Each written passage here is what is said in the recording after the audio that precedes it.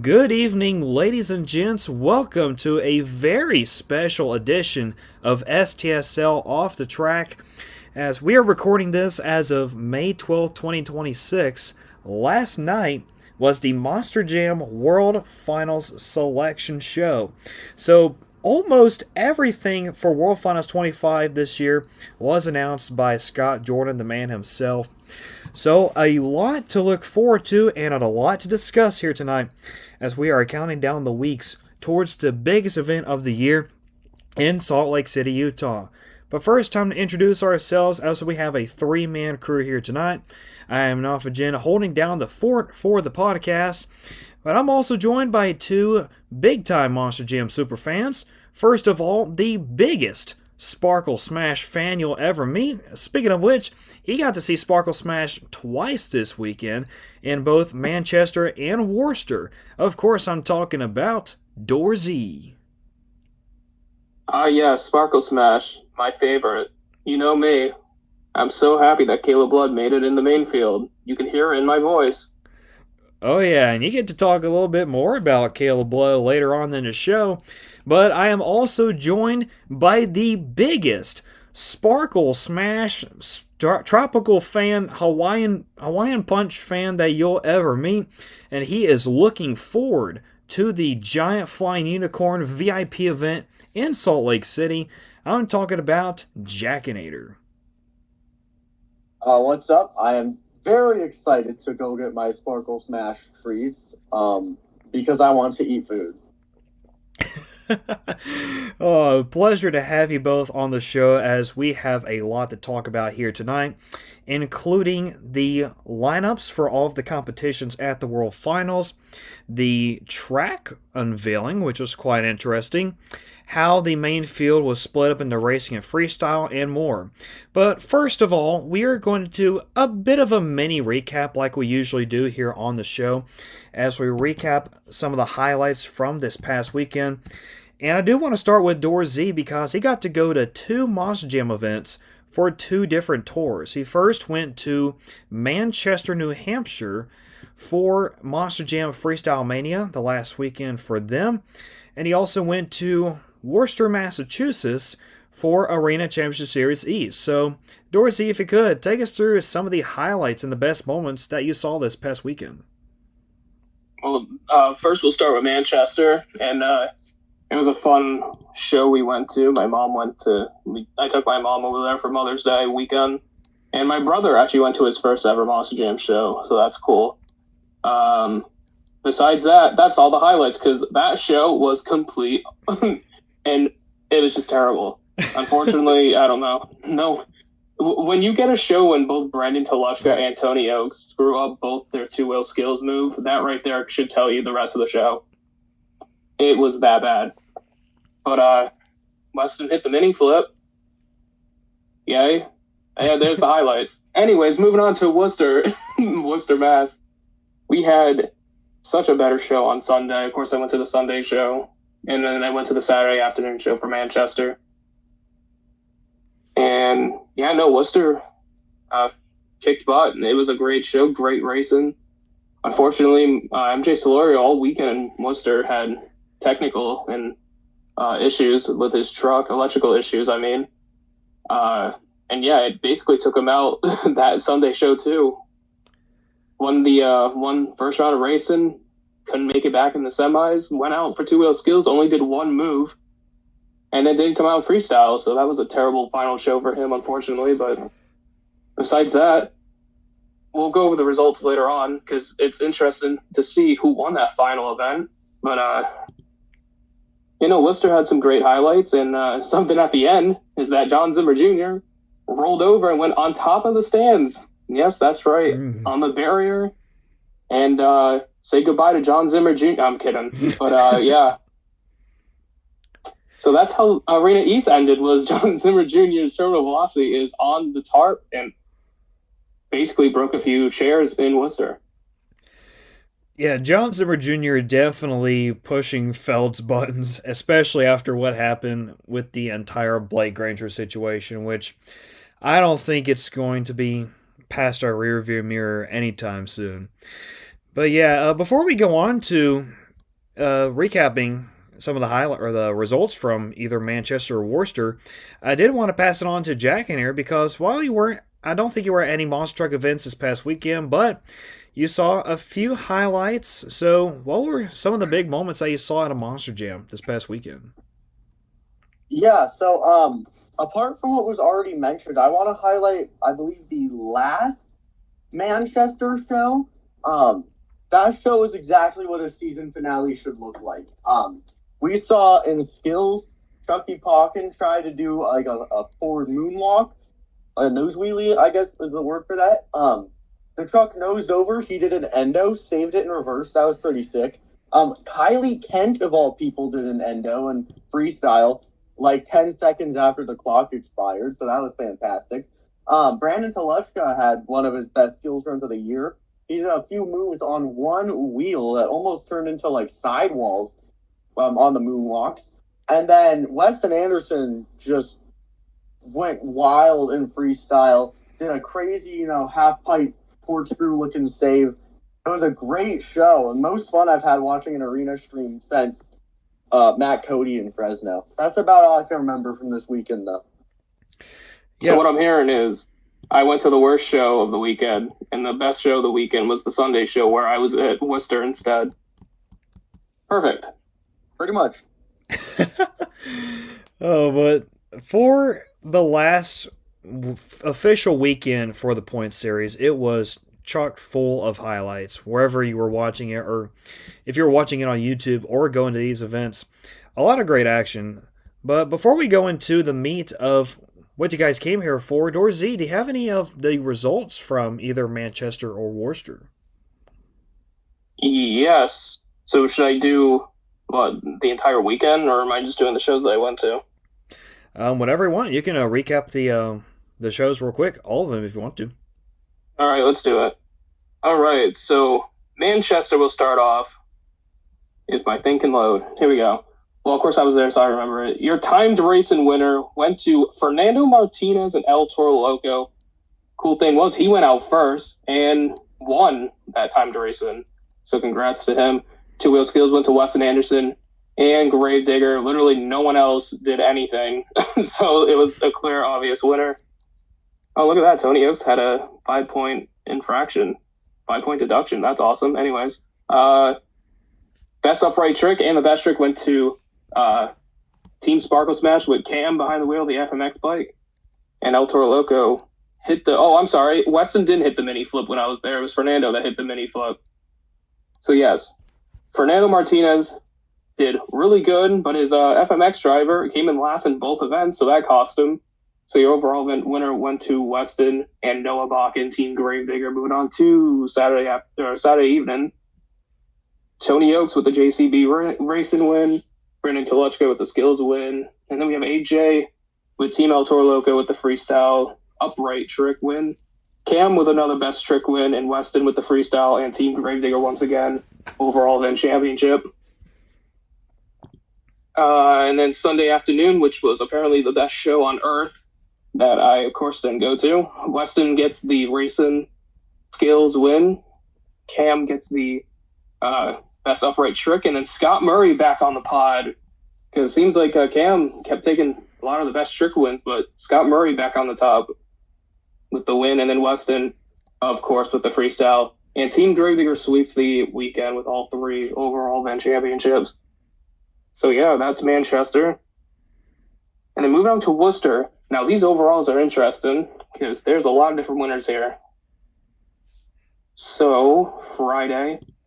Oh, let me guess who got the point deduction. Is it John Zimmer Jr.? Oh, shocker.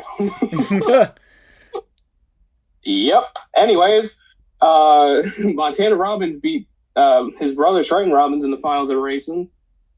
And then Triton Robbins comes back with the skills win and Kristen Anderson with the freestyle win. But the overall went to Triton Robbins in the crazy train.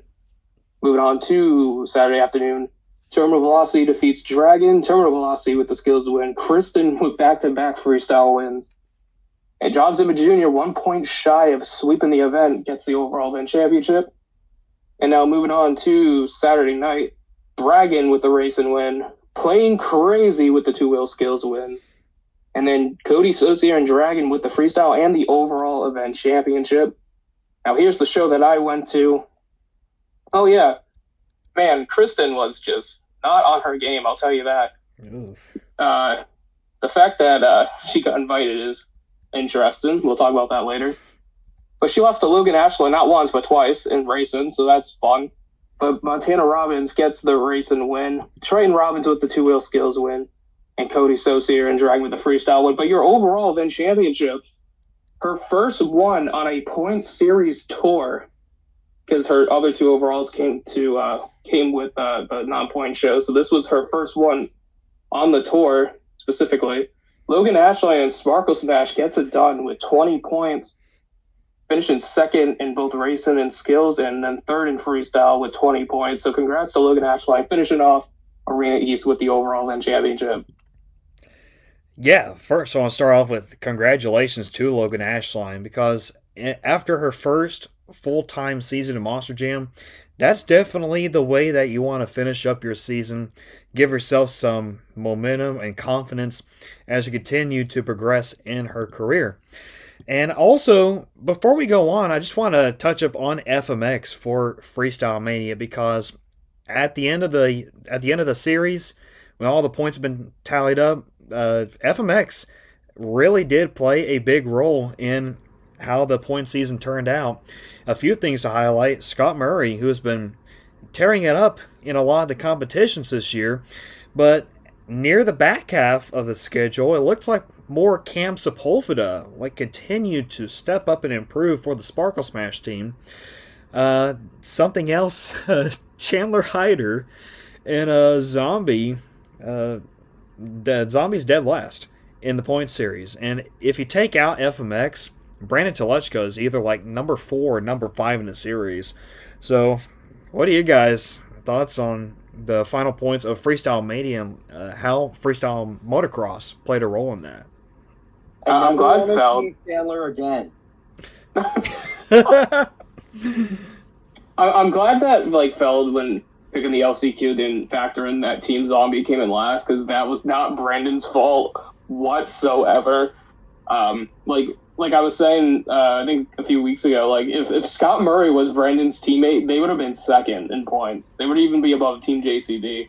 So, yeah, man, it depends who your teammate is, because Brandon really got screwed with points this season.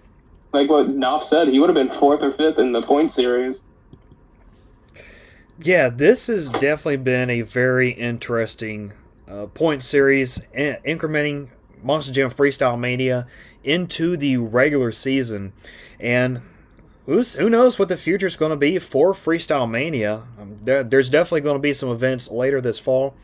But we'll see if later on in years to come, if Freestyle Mania continues to be a big part of the regular season point schedule. But, ladies and gents, it is that time of the show when it is time to discuss the Monster Jam World Finals Selection Show. Yes, that is the horn you know. It is time to get down to business. So, as y'all know, Monster Jam World Finals 25 will be going back to Salt Lake City, Utah for the second year in a row as a part of that 2-year deal with Monster Jam and the Utah Sports Commission. They'll be going back to the home of the Utah Utes, that is Rice-Eccles Stadium, for a 3-day action-packed schedule that is Monster Jam World Finals 25, falling once again on 4th of July weekend. So if you are going to World Finals and the pit parties, wish you good luck. Bring lots of sunscreen and bring lots of water as well, because you might need it. But let's go ahead and dive into the lineups. No wasting any more time. It's time to discuss the main field lineup. What was that, buddy?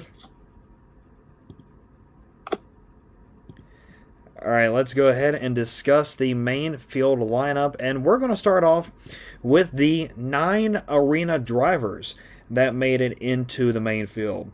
Starting off with Arena Championship Series West, the quote-unquote champion of the Tour, Armando Castro and El Toro Loco, secures his spot in the main field, alongside Matt Cody, who will once again be piloting Gravedigger Stars and Stripes. So they'll be competing for the Racing and Freestyle World Championships, alongside 3 drivers from Arena Championship Series East. John Zimmer Jr., Terminal Velocity, back-to-back Point Series champions for the only independent driver to win a Monster Jam Points Tour. He will also be joined alongside Cody Saucier in Dragon and Kristen Anderson, who will be back in Gravedigger Grandma.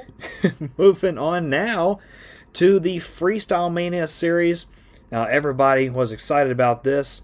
4 drivers from this tour will be in the main field. Of course, Weston Anderson, 5-time Arena Series champion, will be driving Gravedigger Rad Primer. Brianna Mahan has competed in several World Finals events before, but first time she'll be in Ringling Bailey Circuit for this World Finals.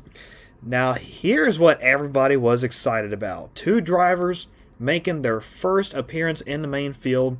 At long last, a decade of waiting, Tony Oaks is in the main field, representing JCB Digatron Stars and Stripes. So that is going to be exciting, especially for a man who is a military veteran and with a background in construction.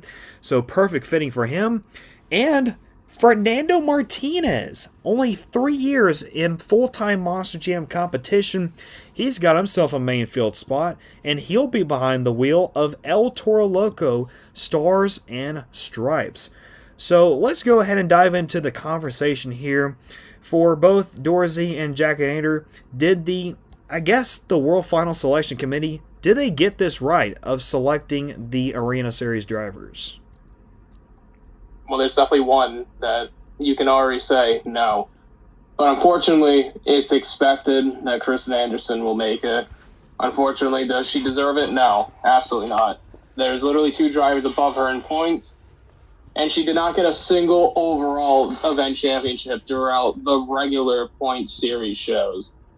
That right there should not be a World Finals driver, but unfortunately, she's going to make it in regardless. But I think everyone else, basically, I think was a great pick. I'm so happy for Tony, finally. It's been so many years that he should have been in it, and he finally gets his chance. All right, Jackinator, what are your thoughts on these Arena drivers that were selected?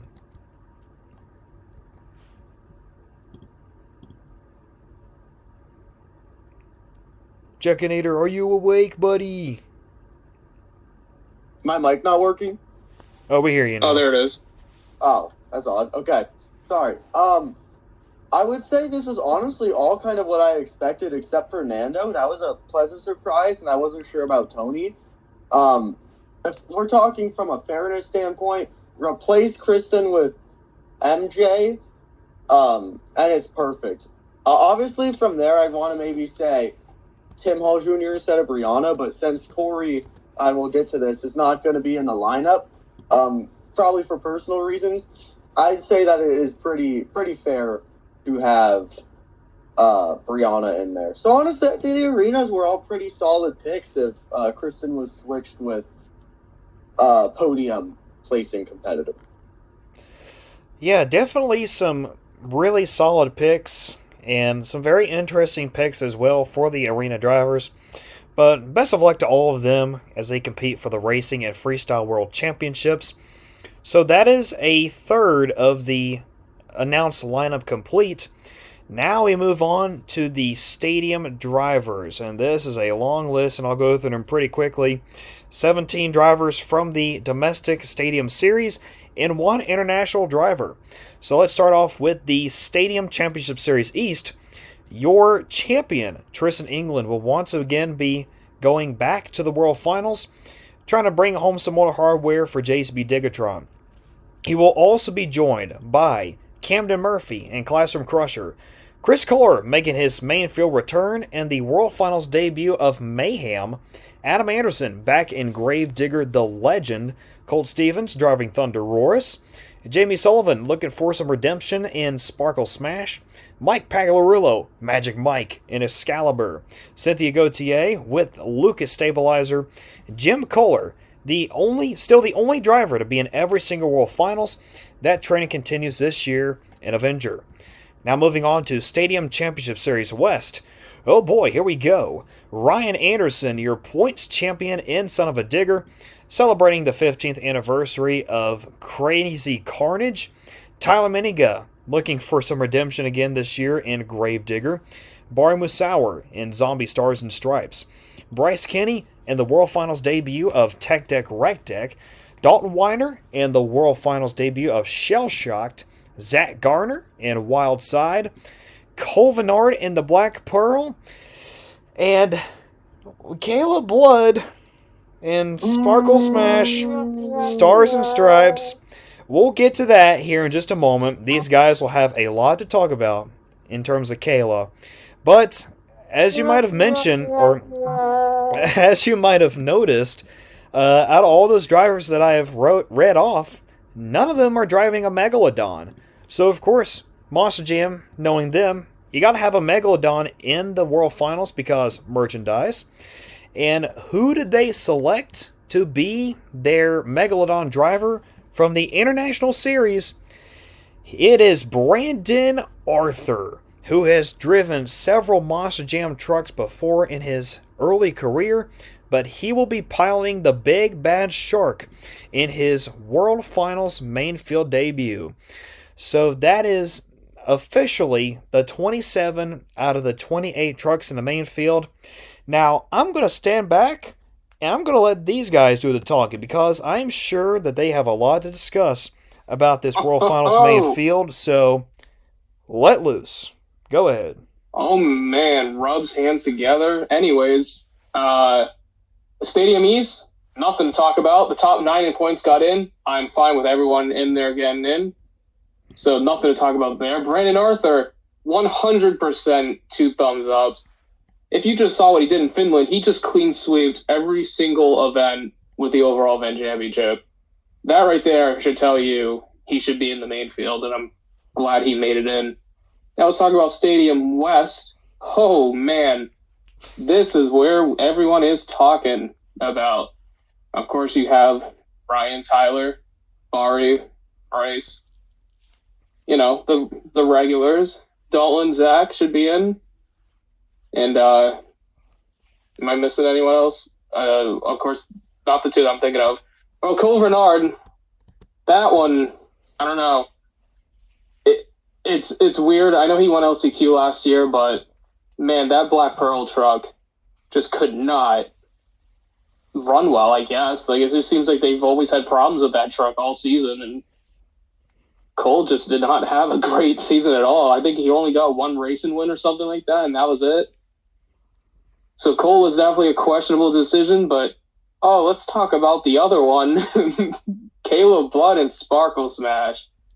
Started out the season in 12th place and ended the season in 12th place, you know. No, that's fine. That's a World Finals caliber driver right there. Should definitely make main field. It's just a punch in the face to all the other drivers. It really is. Where you have someone who was in 12th the entire season, went up 1 position for like a weekend, and went back down to 12th after the final weekend. I don't know. I know everyone's on the same page here, but it's just insane to me that they really put Caleb Blood into the main field. And the funny thing is, she hasn't even posted anything on their Instagram. I bet she's read every comment and is just not posting anything on it about it. Oh, I can only imagine, like, all the comments that have already surfaced on social media about Kayla getting in. Jack and Ader, what are your thoughts on all this? I'm gonna be honest here. I'm pretty happy with most of it, except pointing out the obvious, Caleb Blood. Great person, but I think her time in this sport has it's ran its course. I don't really think it's for her at this point. Cole Vennard is an interesting one. Speaking to him in Glendale, he said he was either doing LCQ or nothing. Even he did not have the slightest expectation of doing LCQ. And admittedly, I'm not entirely sure that I think he was the most deserving guy, but Cole's a great person. He's done so many World Finals before. World Finals 2015 when he started was a great one, but you look lately, 2022, 2023, and those runs were really contenders for the win. So, if his truck can pull through and if he can get it done, I think he could be cool to see. Aside from those two, I'm pretty happy with everything. I would have liked to see Corey, but obviously there's some reason he couldn't make it, and I don't think they would just count him out, especially driving the truck that he is. So I'd love to see him, but I'm assuming there's a reason that we're not going to, and that's fine. I do think I would have liked to see, and this is a very, very hot take, just based on, performance and a little bit of bias. I would have liked to see Mike Christensen, but, that's a completely understandable one to not have. It's just like, could have been cool. But yeah, all in all, pretty solid lineup. Caleb Blood just really ruined the mood for me yesterday, but I don't know. We'll live. One run. Yeah, something just to mention about Cole real quick. But Cole, just for some reason, the last 2 years, he's just looked not like himself. It's definitely probably the truck, but like Cole, like in 2020, finished second in Stadium Championship Series Red. He's finished like fourth in 2022 on a stadium tour. And then just like after that, just seems like the Black Pearl has dipped quite a bit. And it's really kind of sad to see because the Black Pearl has been one of my favorite independent trucks for a long time now. And I would definitely agree that he shouldn't be in the main field, especially this year's runs he's had in points because he's currently 10th. And, of course, John Gordon should probably be in, but, of course, we found out that he wouldn't be able to make it at all that weekend as well. So, of course, he wouldn't be put in. But besides that, I think they should have just added another arena driver over Kayla or put in Charlie Pauken. Where is he? Like, I'm surprised nothing about Charlie Pauken has been mentioned at all, like LCQ or main field.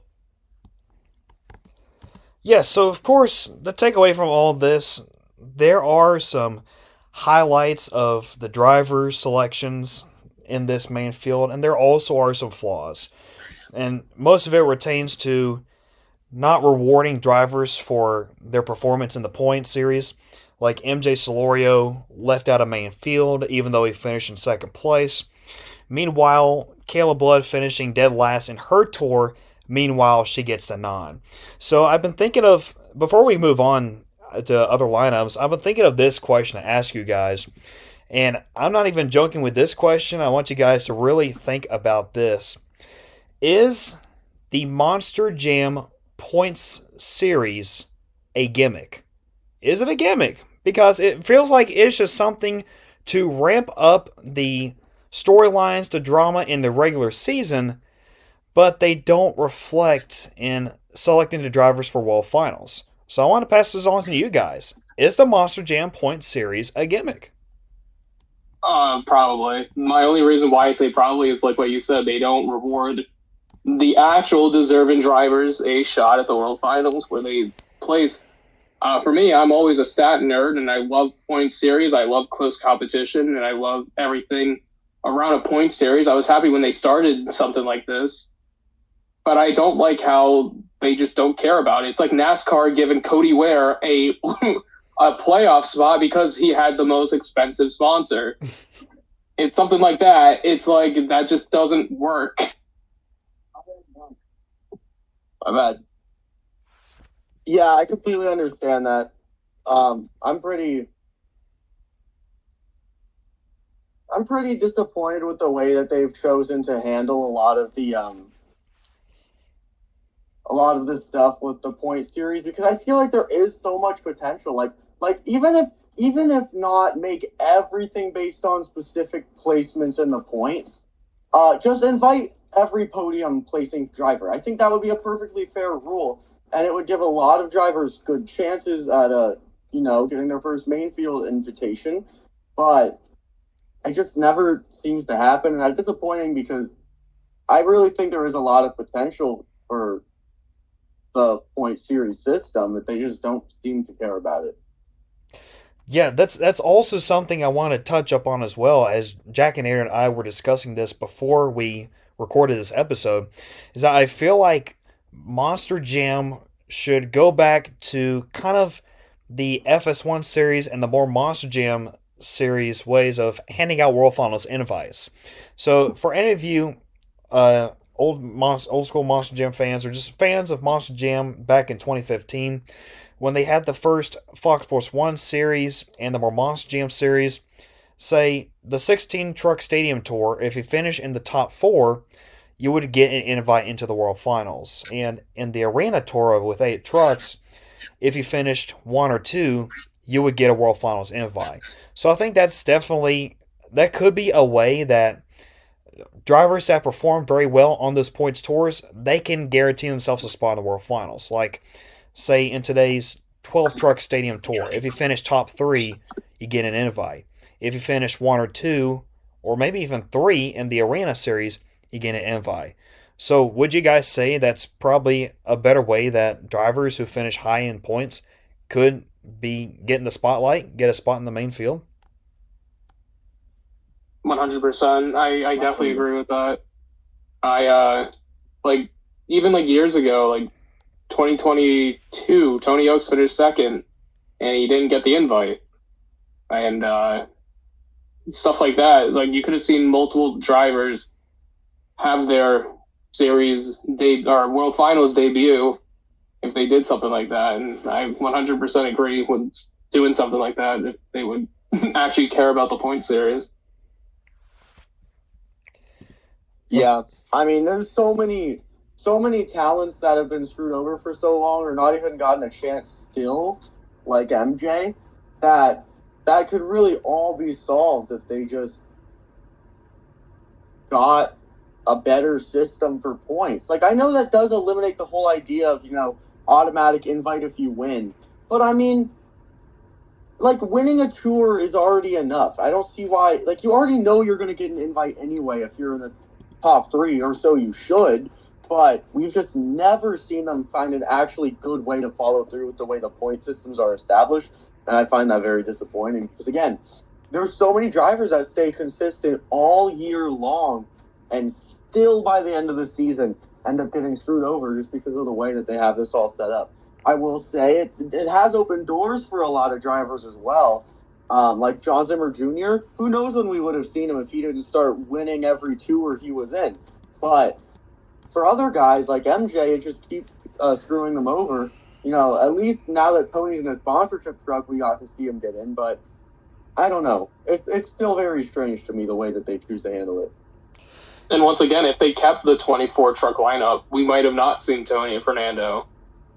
They would have still invited the same group of drivers that didn't deserve it. Yeah. More than likely. Yeah, definitely a lot to think of, especially when it comes to the 28 truck lineup, because now there are some benefits to it, because now you do get to see Tony Oaks, Fernando, Brandon making their World Finals debuts, as well as Chris Kohler getting back in the main field as well. So definitely some benefits with the expanded lineup, but still some flaws that could be fixed, especially for the regular season and how invites are given out. But that is your 27 trucks that got invites into the main field, as we're now diving back into the World Finals discussion. If you didn't hear your favorite driver get announced for a World Finals invite, they still might able to clinch the 28th spot with the last chance qualifier, which will be the first thing that fans will see on Thursday night in World Finals weekend. So let's go over the 12 truck lineup for the last chance qualifier racing competition. First of all, the 6 drivers that have been there before: Mike Christensen in Vendetta, Joe Foley in El Toro Loco Nitro. We'll get to that here in just a moment. Triton Robbins in Crazy Train, MJ Solorio in El Toro Loco, Brandon Telechka Zombie, and John Zimmer Sr. driving Megalodon. Now, the 6 drivers that are making their last chance qualifier debut: Alex Barden in Earthshaker, Tim Hall Jr. in Jurassic Attack, Chucky Plotkin in Classroom Crusher, Montana Robbins with the Plane Crazy. These 2 are interesting: Michaela Telechka in Megalodon, and Chelsea Van Cleve in the Trolley Gummy Worms Sparkle Smash. I'm going to toss it off to you guys. What are your reactions to this banger of a last chance qualifier lineup? Fantastic. I mean, like you said, the last 2 are interesting picks. But I really can't say anything bad about this. I mean, there are a driver or 2 that shouldn't have been in LCQ, but in those drivers' cases, it's really because they should have been in main field. You know, MJ, debatably Tim or Triton, drivers who all performed very well throughout the season that deserved a chance. Well, they still are getting a shot here in the LCQ.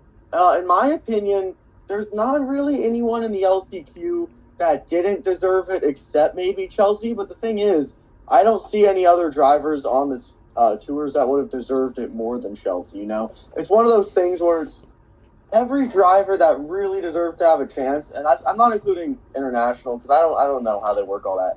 Every domestic driver that deserved a chance is getting one, and I really like to see that.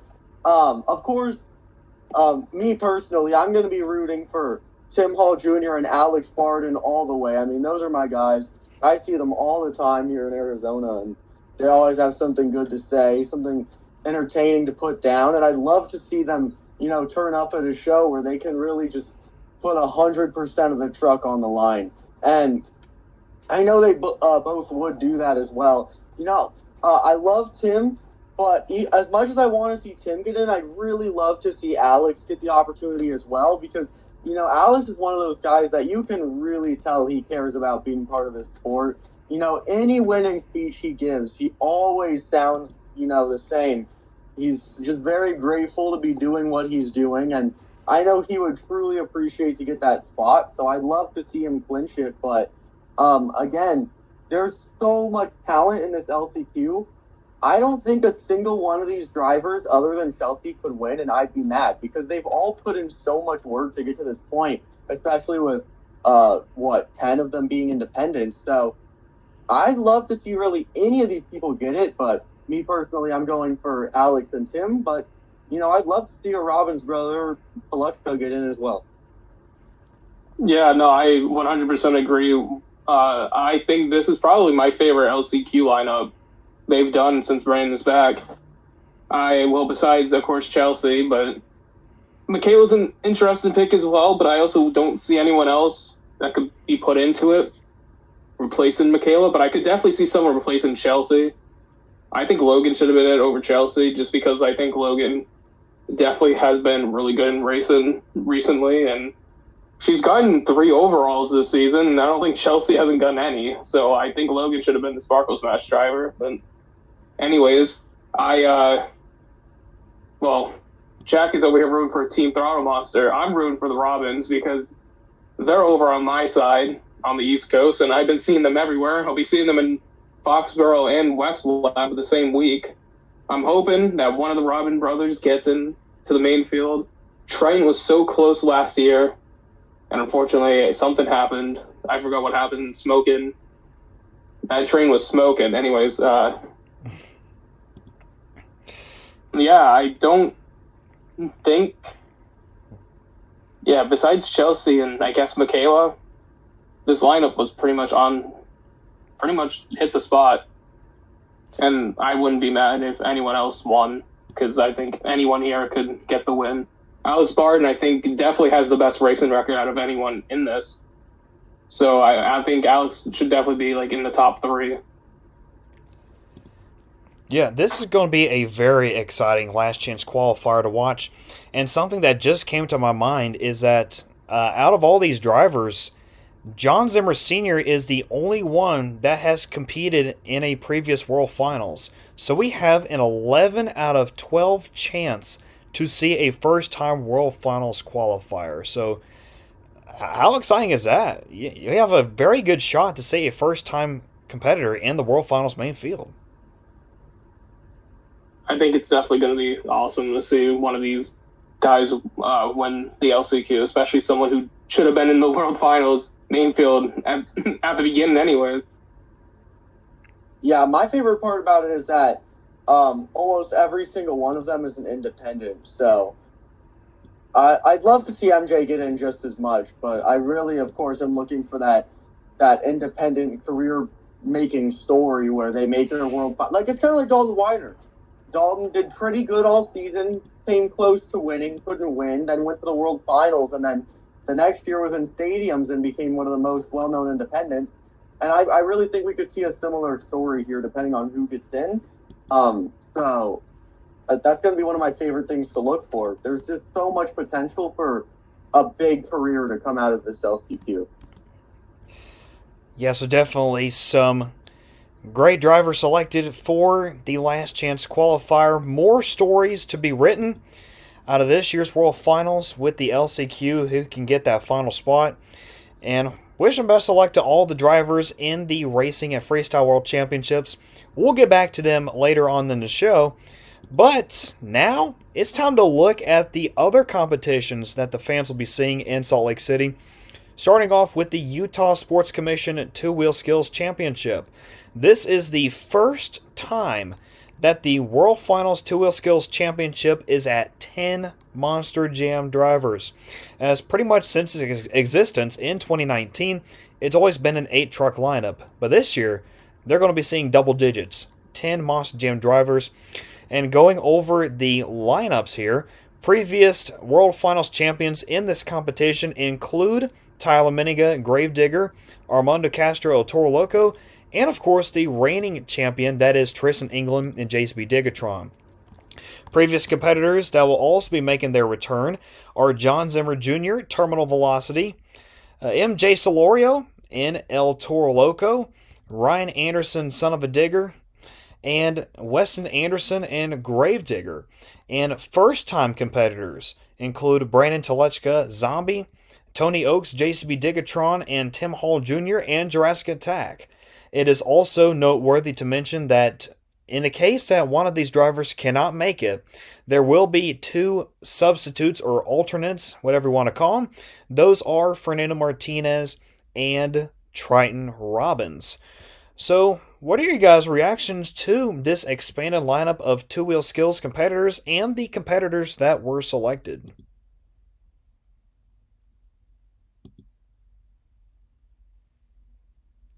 I'll take this one. I think it's perfect. I mean, at this point in time, I think two-wheel just keeps getting better. And I will argue, I mean, this is an argument for a different day, but the one-hit thing has potential if they got rid of the 20-second rule, whatever else. But in any case, we have seen, especially in the arenas, almost every single driver this year, except for maybe Kylie Kent, has pulled off a pretty solid nose wheelie or moonwalk.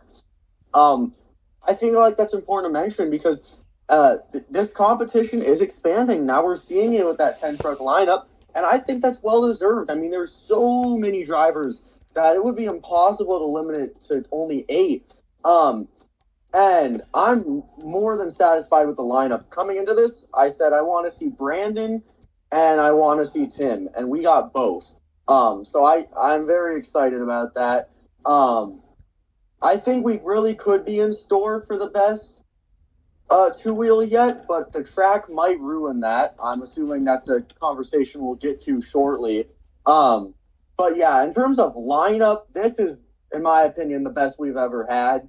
I like how much independent representation there is in it. Previously, I'm pretty sure there were only 1, maybe 2 per. Like, 2023 had Zimmer Jr., 2024 had Zach, last year had Zimmer Jr. Well, this year we have a lot of independent representation, and I'm excited because, you know, previously we were basically just seeing CRDs over and over again, but I'm excited to see Brandon because he actually uses his chassis to make new skills moves. And I think that's really something to look out for here as a potential world championship winning run. So, yeah, I think we're in store for the best ever. The consistency across all these drivers is crazy. And another thing to mention, of course, Tony Oaks in here. So not only is he in his first main field, but he's actually getting to do both of his first World Finals competitions this year. So that's pretty cool to see as well. I'm a little mix of up in the competition and the skills, and just because of course, last year I think it was probably the worst they've ever done. Nashville, of course, it rained, so that didn't help, and then 2024 was pretty forgettable as well. Besides Armando's crazy skills move he did, I think like the last good skills competition all around was 2022, and I don't know if up in the field is going to be good. I'm hoping I'm wrong with that.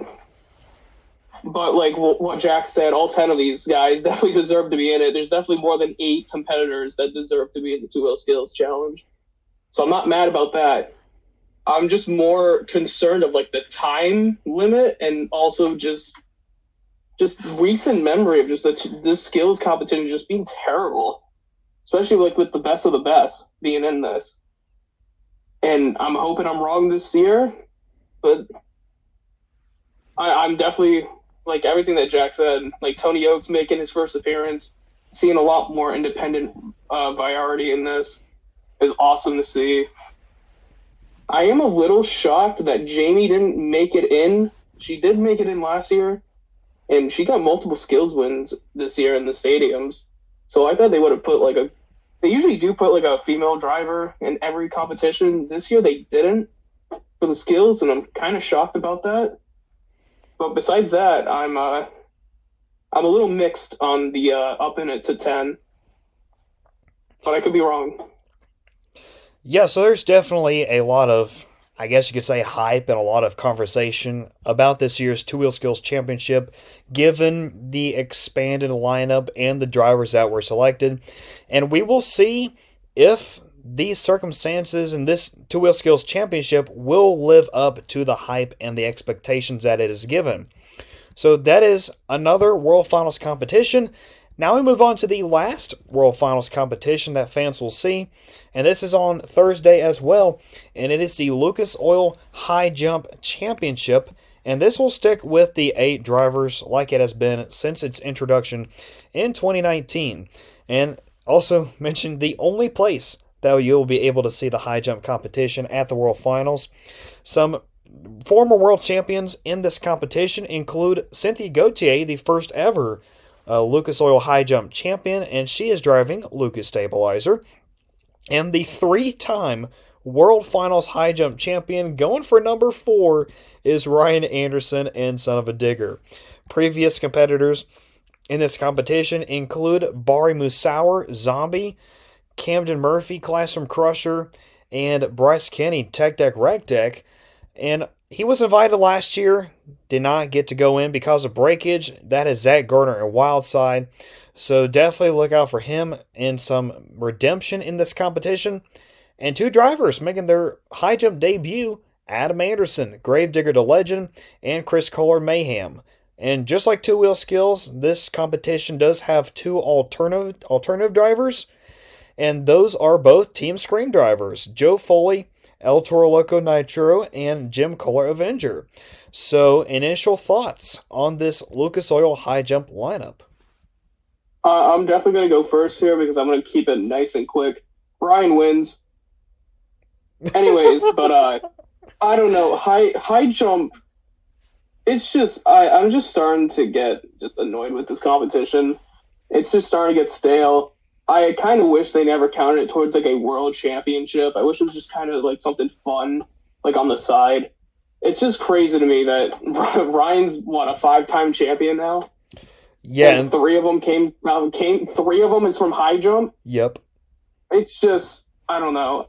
It's weird, and I just don't like it. But you know what? Shout out to Chris Kohler making it. Yeah.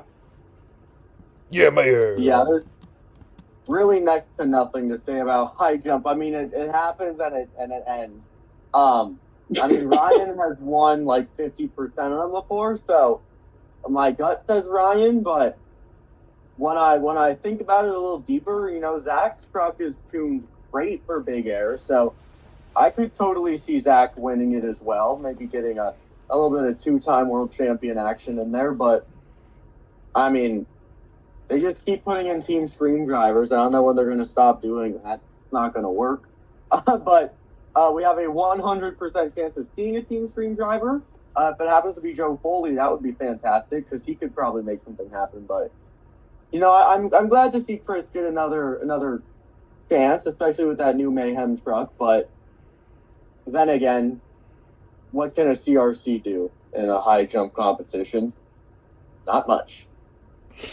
I kind of wish they did something different with high jump where you could just use anywhere on the track and try different things out instead of the same ramp and hit.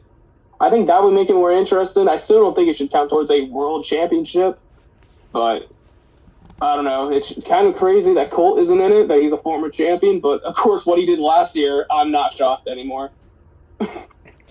Yeah, we'll see this year. High jump has potential, specifically with what you said about the hit, like, wherever you want on the track. I've been saying that for so long because I could really save the competition if it was actually a competition. It's really just whose truck is the lightest and can hit it slightly better than everyone else competition.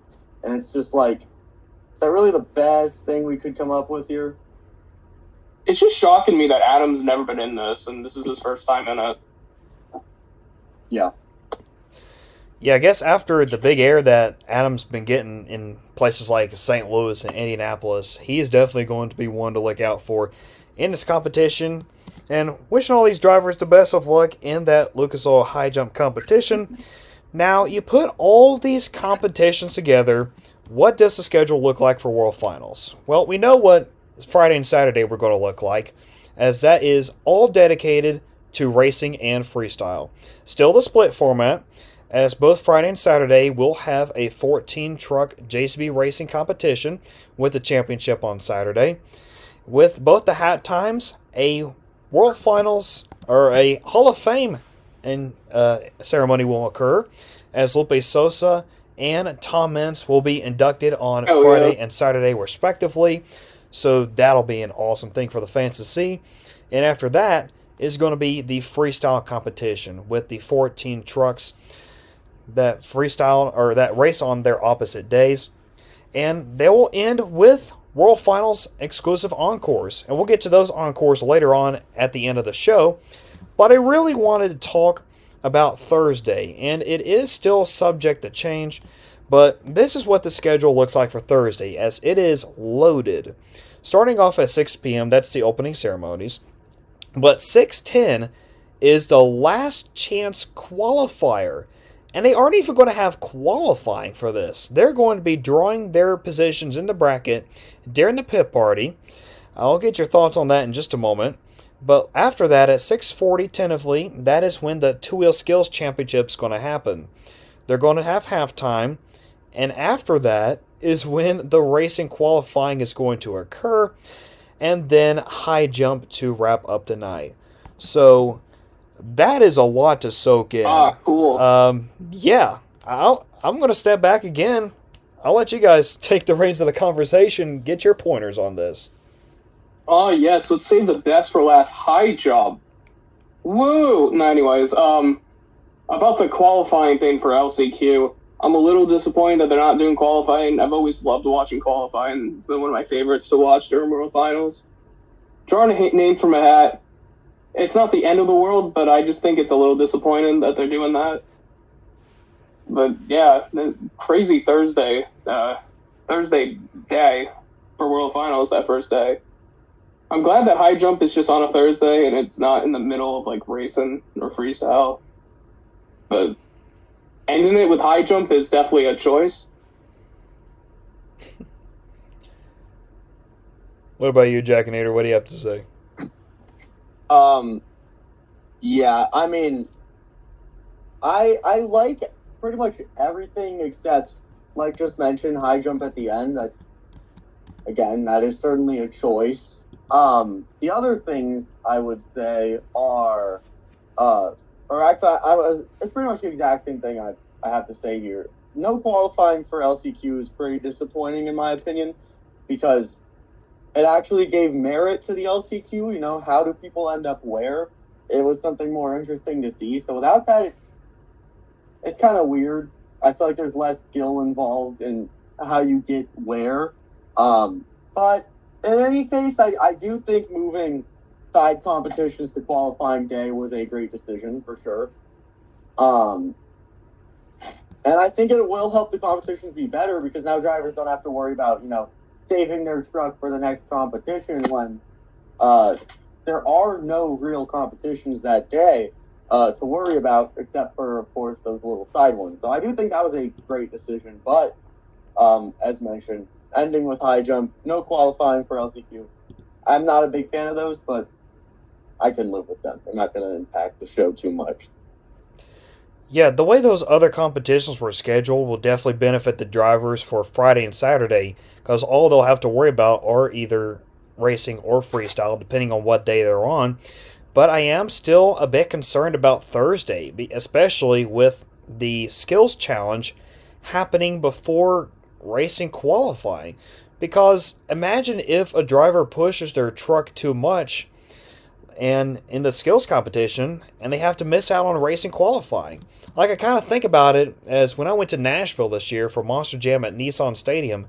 Tyler Miniga did a crazy skills move that I'd say should have won, but put in second place, but that's besides the point. But he pushed his equipment too much that he didn't even get to freestyle.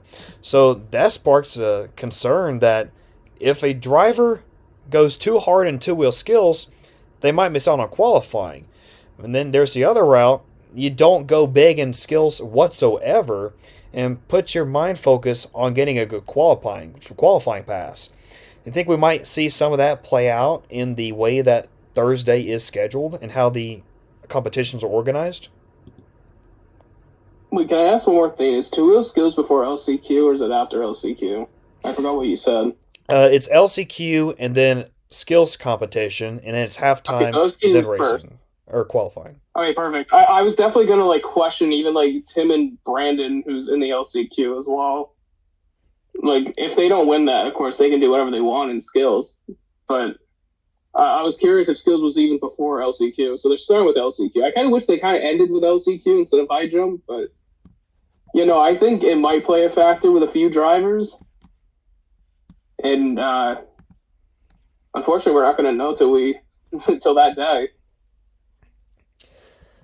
I do still think, though, if there's going to be a skills or high jump competition, doing them the day of qualifying is the best day, because that does guarantee that no one is going to be missing an actual competition. I mean, unless they rip the literal chassis in half, people will at least be able to still compete in racing and freestyle, and I think that matters much more than determining where you start in racing.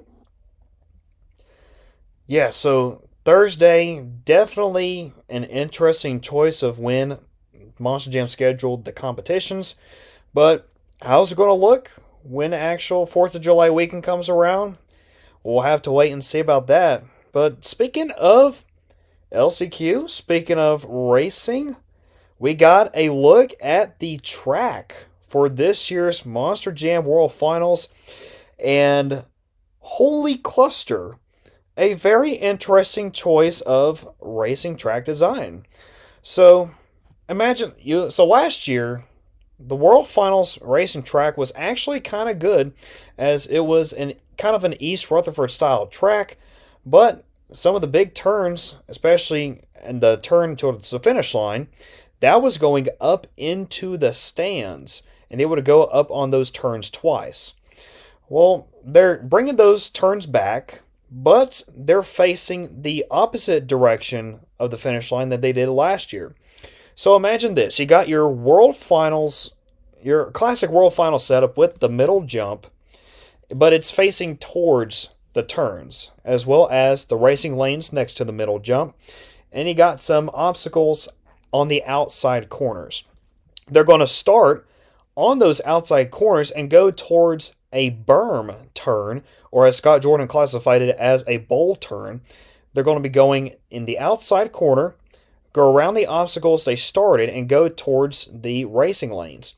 And they're going to be going up the turns in the stands. This time they're going to be turning towards the crowd, and they're going to be going down onto the straightaway. And they're going to go back onto the racing lanes after the final turn, and that is crossing the finish line, and that is how racing is going to be. If we have a YouTube version of this, that'll definitely be better visual for you guys to see the racing bracket, but you can also take a look on Monster Jam's YouTube channel to see the track map. Now, Dorsey, Jackinator, what are your initial thoughts on this year's racing track? Like, I'm really interested in seeing what you guys have to say about it. I don't think it's okay, I do think it's the worst we've seen, but I don't think it's necessarily a lost cause. I think there is still potential with it. But I do have the concern that maybe it will be kind of similar to World Finals 23 situation. Is that the right one? Yeah, it is. We might end up seeing something kind of like a World Finals 23 situation. You know, racing's really interesting, and then freestyle's abysmal. I think that's possible. It really depends if they clutter the track or not. As it is, it's fine, I guess. It has good room for air and momentum, but in terms of wow moment, I think it's just going to be drivers crashing early. I don't see much else that's open for that.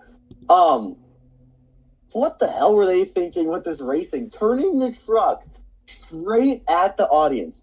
Yep. Have they seen any of the recent events that have been going on in the monster truck world? Because that is a disaster waiting to happen. One stuck throttle, one slight hike up, and whether it's venue damage or something else, there's just a disaster waiting to happen. I mean, last year it was a whole written rule that drivers couldn't go that way because it was risky. And now every single driver, including the 12 LCQ drivers, are all required to go that way. It's just very odd to me that they would do that. No, it's Chelsea Van Cleve's in it. What? Sorry. Yeah. Oh, no. Yeah, it's over. And I find it weird that every part of racing is turning into the audience. Like, apart from turning to the racing lane, even coming up to that bowl, it's going straight towards the wall. I don't think we're going to see many drivers going very fast on this track. I mean, you can go fast over the racing lane, but there's not even that much room to gain speed there from what we're provided. So, it's weird. I mean, there's potential. Two-wheel's going to be weird because there's 3 lips that I can count on this entire track. No room for bicycles, so I don't know. We'll see what happens. Whatever the backside of those berms, or I guess bowls, look like has a lot of implication for freestyle. We can't see that right now, but whatever they do with those can really dictate how good freestyle will be or not. Because if they're not good, then those are just literally things in the way.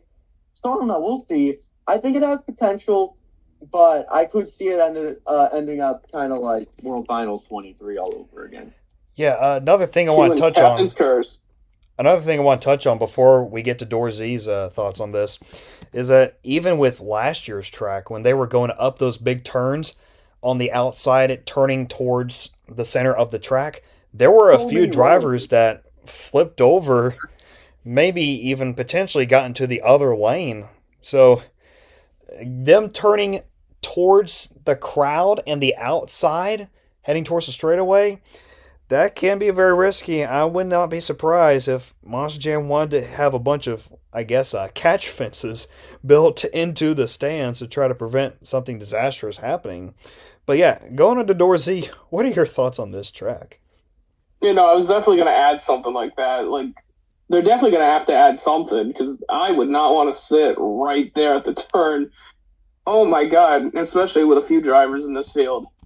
But yeah, no, I don't even think there's anything else to add. I think Jackinator basically said everything that I thought. Like, I think freestyle might be a little bit of might be questionable with this track layout.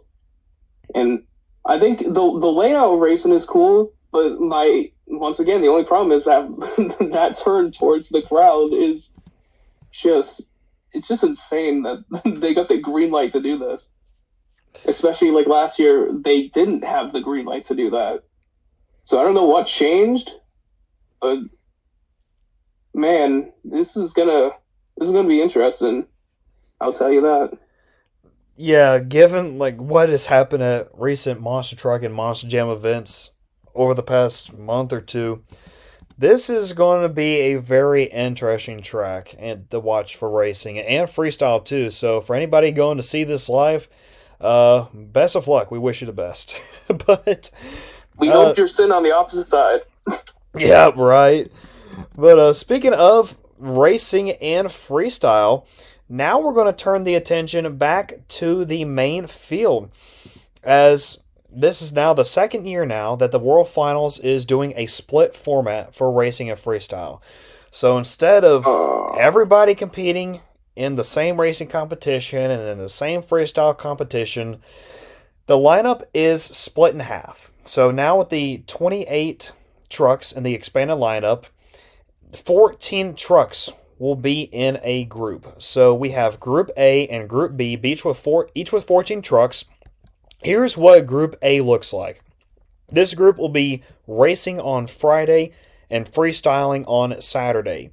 And that includes Jim Kohler, Cole Venard, Cody Saucier, Armando Castro, Fernando Martinez, Adam Anderson, Matt Cody, Tristan England, Brandon Arthur, Brianna Mahan, Ryan Anderson, Jamie Sullivan, Bryce Kinney, and Bari Musauer. Now we switch it over to Group B. This group will be freestyling on Friday and racing on Saturday. This is Camden Murphy, Mike Pagliarulo, Kristen Anderson, Tyler Miniga, Weston Anderson, Tony Oakes, Cynthia Gauthier, Chris Kohler, Dalton Widener, Caleb Blood, John Zimmer Jr., Colt Stevens, Zach Garner, and the Last Chance qualifier. So last year we got to see some interesting turnouts, especially with the groups that were given, as last year Group B was very heavy with freestyle and also made for some interesting racing as well the next day with some of the track conditions. But what are your thoughts on the groups this year and how the talent or the drivers were placed in these different groups? I'm gonna be honest. I think Group B is 100% the better lineup, and my only reason saying that is specifically racing. And you have Zimmer Jr., Dalton Miner, and Zach Garner all in the same group, and they were 3 out of the 4 in the finals of racing. And now they're all on the same side of the bracket. This is gonna be a really good racing bracket because you can throw in Tyler and Camden in that as well. And Colt Stevens won a few racing victories this on his stadium tour. And you can't forget about Weston. He's been really good in racing as well. And Tony Oakes, his timed racing, he won 21 timed racing competitions this season. I think the Group B for racing is going to be really interesting to look at. And Group A, I don't know, I'm kind of mixed. I think Group A is more of the freestyle.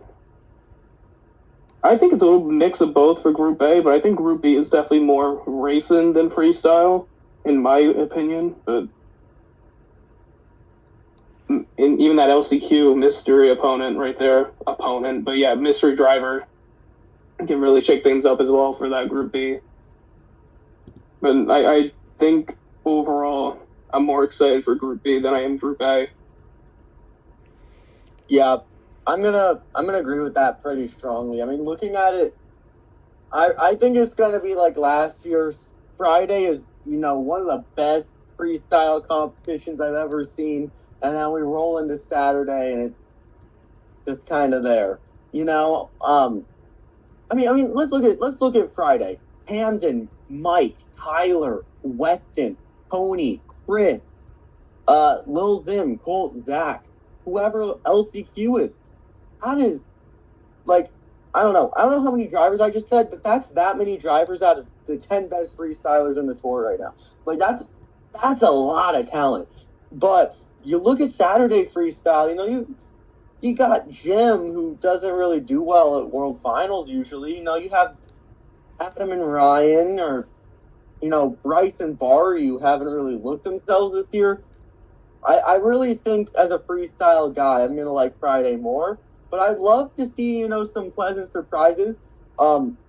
Notably, Fern is running that Saturday show. Actually, a lot of arena guys. Cody, Armando, Fern, Matt, Brandon Arthurs. So that could be interesting to see. But I definitely do think Friday will be the one to watch. And I'm hoping we get an actual World Championship race this year. That's my other thing I have to say. Got it, though. Yeah, so definitely interesting and quite exciting as well, seeing how the drivers were split up into the two groups. Should make for some interesting turnouts. We'll see who can meet up on Saturday in the championship race and who can come out on top of the freestyle after Friday and Saturday are done with. Now, another thing that I mentioned before we went live is that last year during the World Final Selection Show, a few of the main or the freestyle professional judges were announced, and those were Tom Ince, Dennis Anderson, and Heavy D, former Brodozer driver. But this year, no freestyle professional judges were announced, at least as of yet. I'm sure a few weeks or maybe even at the World Finals itself is when those judges will be announced.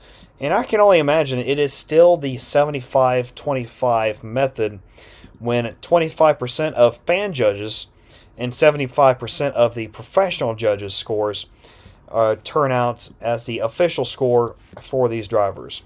So definitely looking forward to seeing how this lineup and how these groups will be able to perform in the World Finals. But one more thing to really touch up on in this episode is that we might actually have some good encores again for the World Finals, as the encores were announced for both the days. July 3rd, after the first official day of racing a freestyle, it is a 25th anniversary El Toro Loco encore. And for Saturday, which is July 4th, it is only fitting that is a Stars and Stripes themed encore. And at the end of the show, I can assume that we're all going to see all the trucks flooding onto the track. 4th of July fireworks, the whole shebang. So, what do you guys have to say about the encores that have been pointed out for this year's World Finals? Something I want to add before I talk about the two encores is I'm a little disappointed that there's nothing going on with Son of a Digger, especially since it's the 15th anniversary. I've always been more of a Son of a Digger fan than Gravedigger. I've always been on that. Like, my friend back in the day had a Gravedigger RC, and I had the Son of a Digger one. So I've always been on the Son of a Digger, but I guess hype train. And seeing that Ryan literally won the Stadium Tour Championship, and there's nothing, as of right now, said anything about a Son of a Digger encore. It's kind of a bit disappointing, but to talk about the two encores that has been announced, the El Toro Loco one, of course, I think has been expected. I think a lot of people expected this. I'm happy to see this since 25 years. Man, that's older than all of us. Yeah. We're old too, but 25 years, that is a quarter of a century for El Toro Loco, which is insane.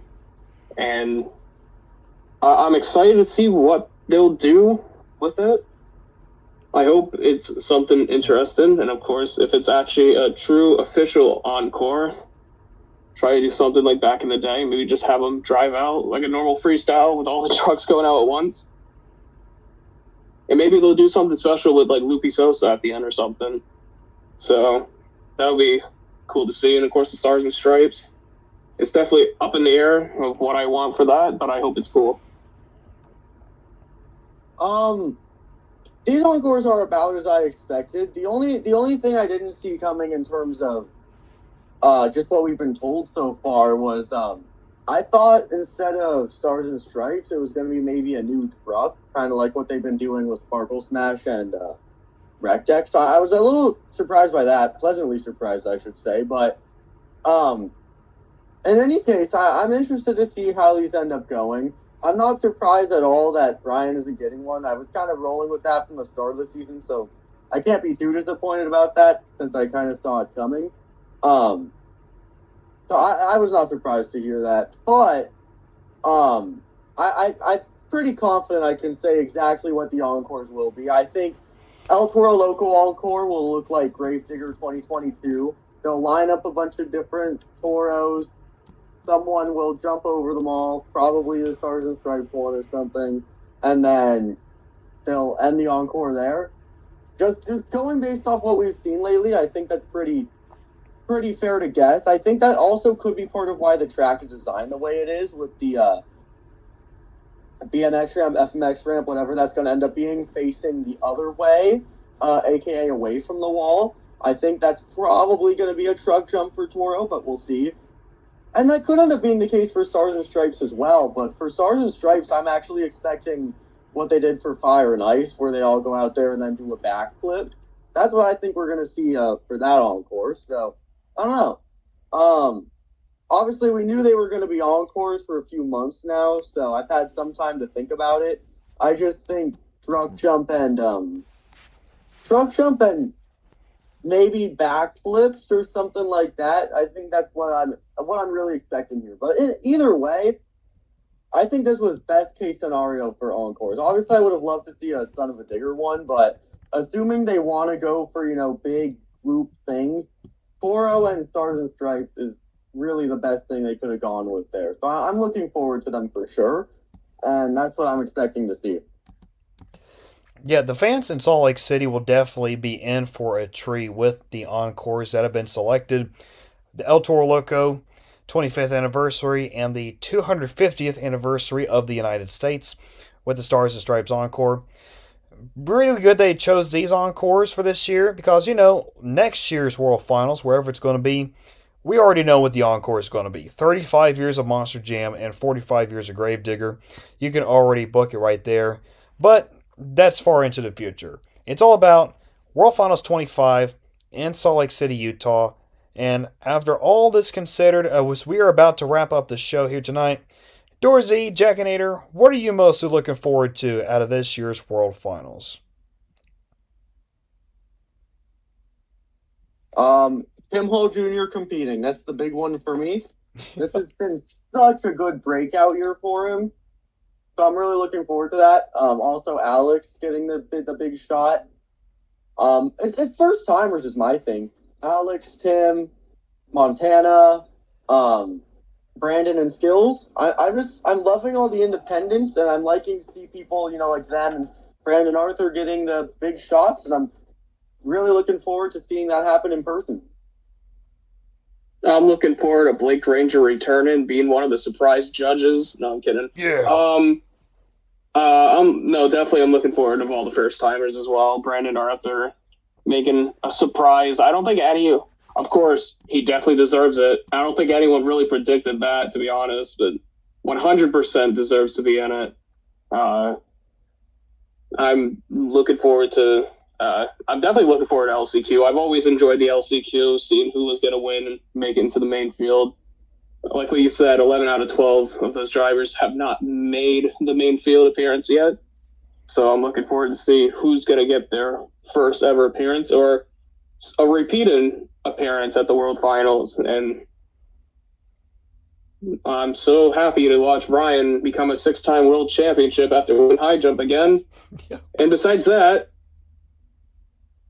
I am definitely looking forward towards the encores as well.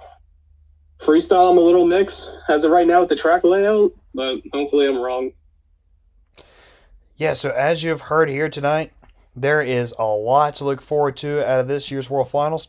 And if you are going to Salt Lake City, Utah for the big 4th of July weekend, wish you'll have safe travels and just all around have an incredible time. Enjoy the moment, make as much memories as you can, and get ready to see some World Championship monster truck action. Looking forward to seeing who will be crowned the 4 World Finals champions this year. But that'll do it for this special edition of STSL Off the Track. We thank you all so much for listening and looking forward to seeing what can happen at Monster Jam World Finals in Salt Lake City, Utah in the coming weeks and months ahead. For Dorsey and Jackinator, I am Nophagen. We'll see you next time. That was STSL Off the Track.